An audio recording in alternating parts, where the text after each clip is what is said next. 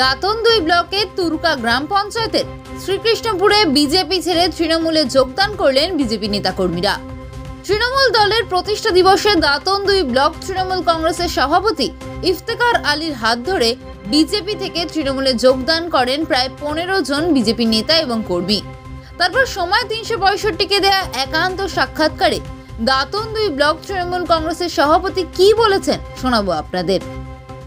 দাদা, প্রথমেই সময় 365-র পক্ষ থেকে শুভ নববর্ষের শুভেচ্ছা জানাই। আমাদের দাঁতন তৃণমূল ব্লক তৃণমূল কংগ্রেস পক্ষ থেকে আপনাকেও শুভেচ্ছা জানাই এবং আপনার চ্যানেলকেও শুভেচ্ছা জানাই। দাদা, গতকাল দেখা গেল যে বিজেপি ছেড়ে তৃণমূলে যোগদান করলেন 15 জন সদস্য, কি বলবেন?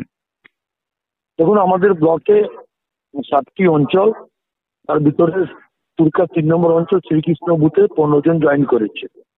যারা দলে জয়েন করেছেন আমরা তাকে ধন্যবাদ জানাই এবং আমি জিজ্ঞেস করেছিলাম ওনারকে, আপনারা জয়েন করেছেন মানে কিসের জন্য, কি কি মানে কি?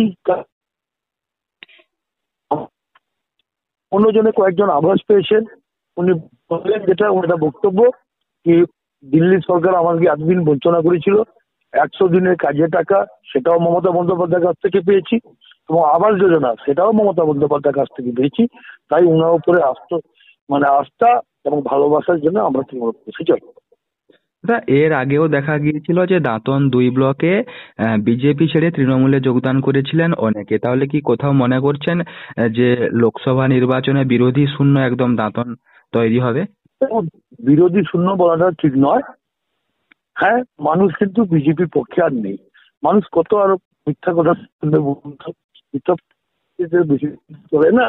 আমি আপনাকে একটা কথা আমাদের ব্লকে আরো একটা বড় একটা ভাগন হবে, আমি আপনাকে জানাবো অবশ্যই। আমাদের ব্লকে বড় একটা বিজেপি একটা সংগঠন আমাদের তৃণমূল কংগ্রেসে জয়েন করবে। এটা জেলা নেতাদের কাছ থেকে আমরা আলোচনা করে বড় মাপের নেতারা জয়েন করবে এবং আমরা আশাবাদী 2026-এ দাঁতন 2 ব্লক ভালোই রেজাল্ট করবে।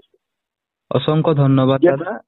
যেটা 2016-তে রেজাল্ট করেছিল তার থেকেও ভালো রেজাল্টের আশা করা যায়। অসংখ্য ধন্যবাদ দাদা আমাদের সময় দেওয়ার জন্য। ধন্যবাদ।